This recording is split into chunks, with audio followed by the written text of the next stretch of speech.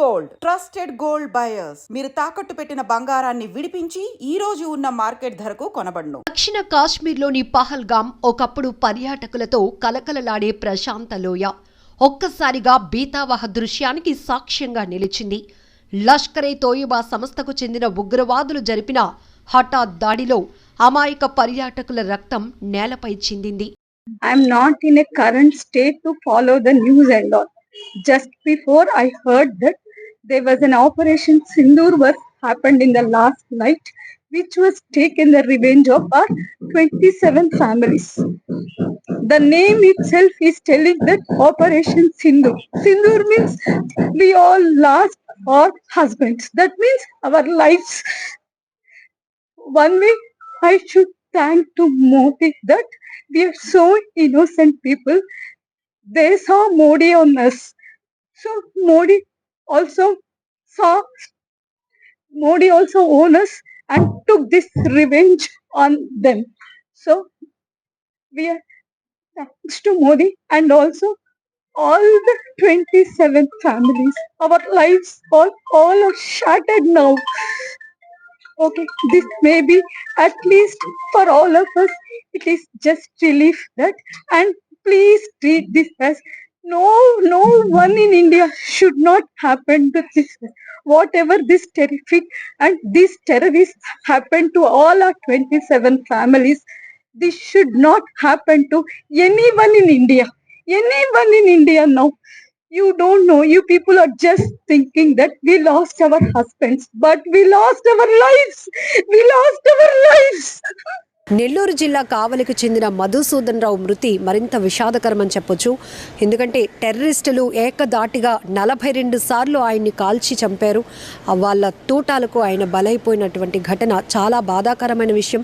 కుటుంబం మొత్తం శోకసంద్రంలో మునిగిపోయింది. ఆ గ్రామంలో విషాద ఛాయలు అలుముకున్నాయి. ఆ కుటుంబాన్ని ఓదార్చడం ఎవరి తరం కూడా కావటం లేదు. ఈయన మధుసూదన్ రావు గారు గతంలో అమెరికాలో పనిచేశారు. 12 ఏళ్ల క్రితం నుంచి ఆయన బెంగళూరులో స్థిరపడ్డారు. బెంగళూరులో సాఫ్ట్వేర్ ఇంజనీర్గా పనిచేస్తున్నారు. మధుసూదన్ రావు గారికి అమ్మా నాన్న 80 ఇయర్స్ ఏజ్ ఉన్నటువంటి తల్లిదండ్రులతో పాటు భార్య కామాక్షి, అలాగే కొడుకు కూతురు కూడా ఉన్నారు. ఇప్పుడు వాళ్ళని ఓదార్చడం మాత్రం ఎవ్వరి తరం కావటం లేదు.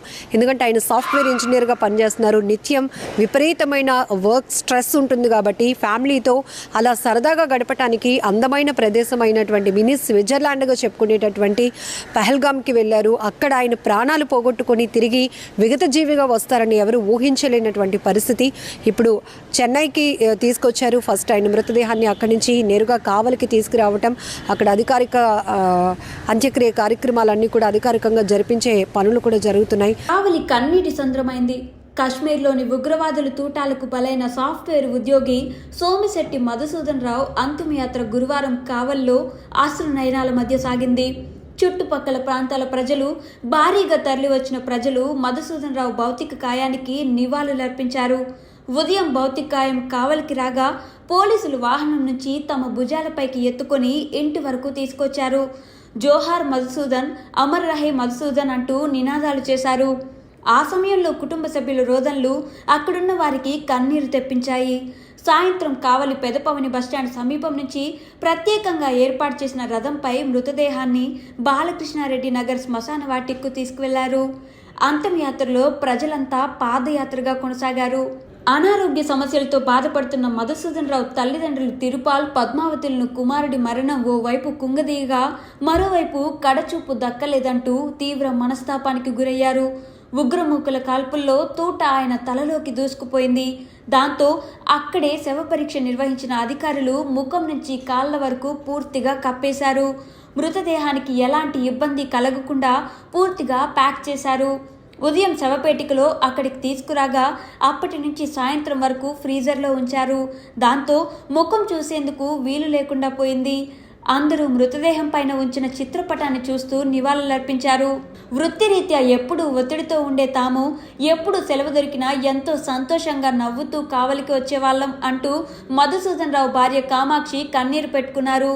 కావలి రోడ్డుపై అడుగుపెట్టి నడిచే సందర్భంలో ఆమె తీవ్ర భావోద్వేగానికి లోనయ్యారు.